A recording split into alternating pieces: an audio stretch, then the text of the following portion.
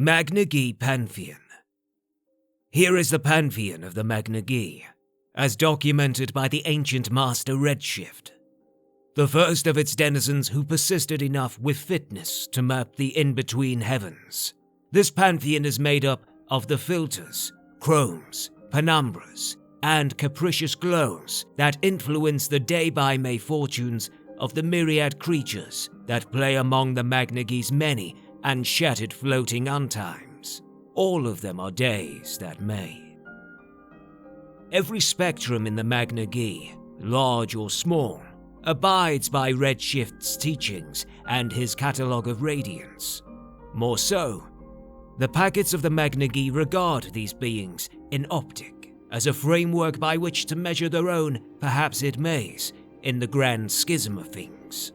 Who can blame them, really, after the breaking changed everything except for the suns? Long ago, the cultures of the Magne-Ge gave these heavenly heroes and miscreants a stewardship over their own fates and fortunes, as constellations and birth signs that would inspire their actions and true accordance evermore. Thus does this pantheon affect all of the untimed folk, from the Blue Mountain to the Vapor Lamp to the Wiggle Room Convene, and even the Multimond beyond. The one exception to this tradition comes from the Sayesi, whose subdermal culture enjoys no birth sign, an issue that will be touched upon never. Sea signs. The spirits of sea, for reasons lost to us now, share the traits of disaster and displacement. The breaking is central to the tales told of them, when Merid herself held fast against the erasure of the Magne-Ge without success. Those born under the signs of the sea are rigid in their thinking, and cautious in all approach. Their constellations are dim and indistinct. Barebone, sea sign. Before the breaking, Barebone was a handmaiden of great merit who held the whole of the Black Block under her hood. Barebone's provinces were agriculture and the cultivation of the good soil. But then the thermal talk came, bringing the War of C and M, its aftermath resulting in the taint of all Y. Barebone vanished just after the war ended, abandoning the surface worlds and going underground. Nilbright, sea sign. Proud, stubborn Nilbright the Nyx watches over the borders of Y, snort and fiber ready to do combat with those powers that would wish it further ill. This has been his domain ever since the breaking. Others whisper that Nilbright had a different station before now, as a misguided crusader of the Chrome device, but these accusations have been dismissed by lay and learned alike. Nilbright is the twin of Ag-Nilbright of K, and the father of Nil-Nephi, a color spirit of the pigment truce. Wodrab, sea sign. A compound color of rare aspect, the Wodrab is now synonymous with the doom of newish ideas. Before the dawning, Merid attempted to fuse the carnivorous and herbivorous principles into one, so that the harmony might always dwell in the cultures of the Magne-Ge. This particular idea could not last long, biting and running from itself in near constant conflict. In the end, the spirit of the Wodrab was condemned downward into the depths of the utter black by the harmony, frozen in an internal, hungry struggle. The highly prized color called W is all that remains. Pygmeus, sea sign. Scant moments before the Y blur, Merid commanded that a great border be fashioned from the Black Block. Pygmeus was the result. In his right hand, he held the canvas of his sister, Nephin. In his left hand, he refused to hold anything except the lens in his finger veins. Pygmeus could not hold back the monster legions of the Chrome device and the foul enchantments of the Y. He was finally undone by the fiberings of Nana Null. His legacy and promise can still be reclaimed in the gathering and refinement of the pigment. Blend signs. The spirits of Blend are on the rise. The heavens swirl around them now for reasons unknown, though the invisible lens spirits are more vibrant. In contrast to all others connected to the Black Block, it is Blend that enjoys the most prosperity and affluence in these days. The birth signs of Blend are the eldest in the known spheres. Those born under their mark are nomadic, whimsical, and greatly given to freaking out. Their constellations are difficult to process in manner of movement, triangulation, and high frequency. Scintille, Blend sign. Before the breaking, Scintille was the messenger of Great Merid, who held the whole of the Black Block under her hood. Though impulsive as an adolescent, and much given to traveling only at night, Scintille nevertheless guided all the spirits of the Magne-Ge in their various trials, imparting her divide-the-line wisdom wherever she could.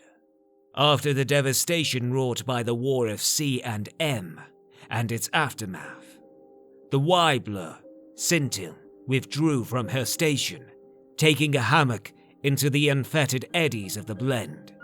She eventually became a color of the pigment truce. Caker King, Blend sign. The savannas and jungles of Utsir are lost to us now by the machinations of unknown towers. Caker King was a mighty tiger in those days. As such, he ruled a principality that invited the rest of the great cats into the den of the hiss and bite accord, a tradition now copied to different effect by the similarly vanished march of snakes. The royal stations of great cats have long since become lost in the annals of celestial treaty. Caker King's tiger aspect is today only fashioned as a stone leap of his last majestic hunting. Swaff, Blend sign.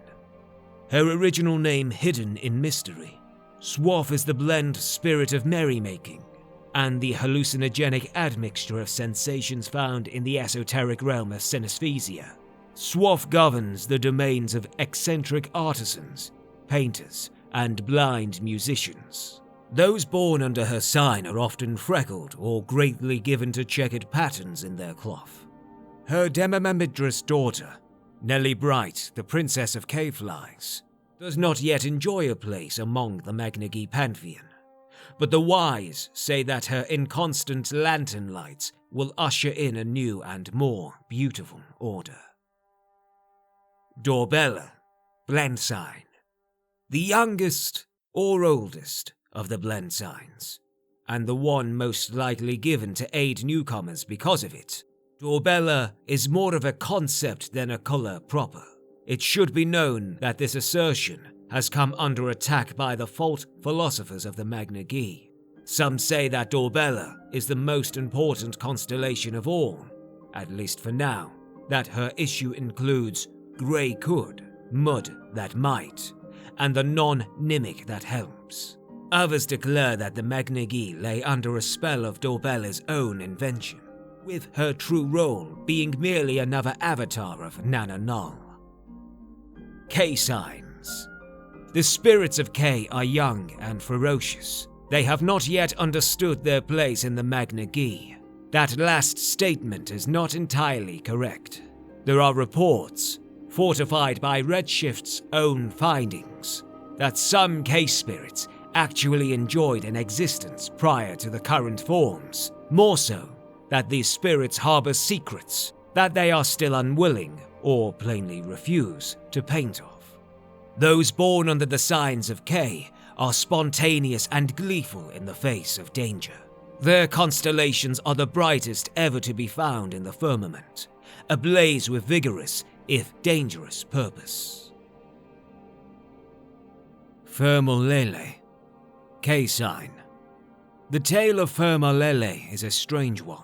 Redshift's records of this spirit are incomplete. It has taken many names across many patterns. It was once the Fermalu, the wicked spirit of Blend, who sent perplexing messages to all other wheels for agendas unknown. It has also been called Fermalbok, the malignant spirit of M that ate folk at Laytide. Most famously, Fermalele was once Thermal Talk, the fiery and palate-fearing spirit of sea that chased away Burbone, the spirit of agriculture and cultivation. In every single manifestation, the thermal spirit seems bent on trickery and deception. The wise say that Fermalele, in whatsoever form, is always the current antithesis of progress, its wiles and wherefores sent by the Chrome device and, by extension, Nana Null. Agnil Bright, K-Sign. Agnil Bright is the fearless K, who burns against all monsters and associated powers that would threaten any of the untimed folk. Agnil Bright is a younger spirit and much given to reckless abandon. Often, he burns the belongings of those he has sworn to protect in his fighting, and is always sorry for it. He is the twin of Nilbright of Sea, and uncle to Nilnafai, color spirit of the Pigment Truce. Clanbox, K-Sign. Before the breaking, Clanbox was the court jester of Great Merid who held the whole of the Black Block under her hood. His sphere today is as the fickle K, who changes minds and moods in erratic fashion. More importantly, Clanbox habitually misdirects those ideas too soon coming to fruition. His son is Clanbox too, the emission color of the Pigment Truce. Nephim, K-Sign. Nephim is the fortified K, the fount of inspiration. Why her temples are found mostly underground is a riddle for the Sep thing. Nephim governs the domain of motivation, especially in engineering and scientific discovery. In this realm, she finds herself regularly contested by the thermal spirit, who would halt all ideas of progress, and Clanbox, who manically scrutinizes Nephim's inventions for any potential buzzkill to the Magne-Ge's effervescent frolicking.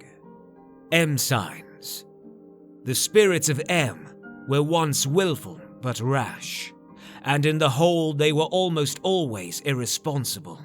They could bend all other patterns, save for the invisible powers of lens, to the relentless lines and dreams and form felts, though it might take an eruption or three. Merid stopped such bullishness when she was cast out by the Chrome device, her father. To the surprise of many, the M-spirits were glad to alter their ways. In the words of Redshift, the vagaries of the M-bound immortals seem to strive only on a single principle, to run as they wilt, and know no change save for change itself. Those born under the signs of M are both odd and silly, as are their patterns. Their constellations every so often ripple. Merid, M-Sign. Merid is special. Before the breaking, her teeth, claws, and benevolent whimsy reached into every quarter of the Magne-Ge. Her present aspect is regularly depicted in brush form, a creature associated triple-wise with the mountain, Y and M, a trick of the Chrome device that has snared her real role in history into a faint remembrance. It was Merid that foretold the breaking and attempted to prevent it, who tried to stymie the war of C and M, who desperately fashioned warriors to stand against the Y-blur. Of all the greatest spirits, it is Merid that we should most revere, for what if she forsakes us? Caller, M-Sign. A demimembedrous Shine who arrived from the mural to teach his kindred how to adapt to a Magne-Ge untime of varying reasons. Divine contests between Caller and Nenderfoil, involving in the main the catching of fish, whether by day, season, or special festival, are many, enjoyed at our hand camps at the end of every arm. Lee, M-Sign. Lee descended to the Magne-Ge at the behest of Merid during the War of C and M. He attempted to halt it, but was mightily unsuccessful. Known in other spheres as the Burping Ambassador, Lee served only a fortnight in that conflict before becoming trapped in Tone. Those wise more given to compassion say that it was Lee's continual belching that gave the Weibler pause enough for Merid to bring in others better suited to fight against the monsters of Nananol. Fofek, M-Sign. Before the breaking, Fofek was a knight of great merit who held the whole of the Black Block under her hood. He is famous for many things except for his prowess at arms, an unfortunate deficiency from which filter jokes are born. Fofek is recorded as the laziest knight in the land, having only armed and armored once during the Weibler. Fofek is also known to have disappeared for a time prior in the tumult of the War of C and M, which he would have none of such nonsuch. To his credit, Fofek the Scope did bend the thermal spirit over his knee, giving it a mighty spanking, which we still enjoy a good laugh over. His daughter is daytime adapted of the pigment truce. Y signs. The spirits of Y are endangered. Their whims, sketches, and Maywites have been tainted ever since the Y blur brought on by the Chrome device. They have been cursed, even unto their make, in a similar manner as the dawns of Numbriel, a cure and redemption still beyond our means. Those born under the signs of the Y once knew the harmony of the blessed Magne-Ge, Nemeli. Today, however, their heartstrings are as conflicted as their patterns. They need an unwavering architect to purify their station. Their constellations are therefore wild things, running amok in the heavens as if itchy with poison ivy, and it will take a true unknown to find the salve that will finally calm them. Numbriel, Y sign. Numbriel was once revered as the mightiest of the Y-spec spirits. Then, her issue, the Dawns, succumbed to the critic mark, a curse of Nananal that has yet to be lifted. The Untime folk still propitiate Numbriel, depicting her as a gigantic Mother Dawn, holding an urn of endless M that feeds into any nearby sliver, wake, or dream.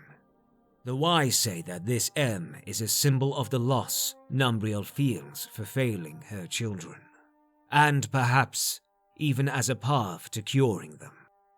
Nenderfoil, Y sign. These days, Nenderfoil the Amazing is more renowned than his truly divine mother, Numbriel. In truth, the mighty Nenderfoil is oft regarded as only a demimembradress of pop culture importance, an image thread in tapestries and wayposts. Some say, however, Nenderfoil will come as a herald of terrible and hopeful aspect, roaring in the return of the Dawns in proper, all of them rid forever of the critic mark. Scarab Framer, Y sign. Before the breaking, Scarab Framer was an alchemist of great merit who held the whole of the Black Block under her hood. Since untime immemorial, it was Scarab Framer that not only set into motion the growth of Nulns, but also their prosperity. He is the foredawn and watcher of the Y, that their resiliency has been tampered with since the blur is a curse that has vexed his mind into near immobility. If Scarab Framer could achieve the insight that escapes him still, the Y might repopulate itself, free of all evil. Fredwright, Y sign. The malicious spirit of fibering. Fredwright was the war leader of the Y blur. He is a manifestation of the tainted magic that affects the Nulns and the reach roots of Magnu, and is feared by all of the Untime folk as a servant of the Chrome device and Nananol. Those creatures born under the birth sign of Fredwright take great pains to hide that fact. But with little luck, green fields, shames, and other institutes frequently become fibered in their passage.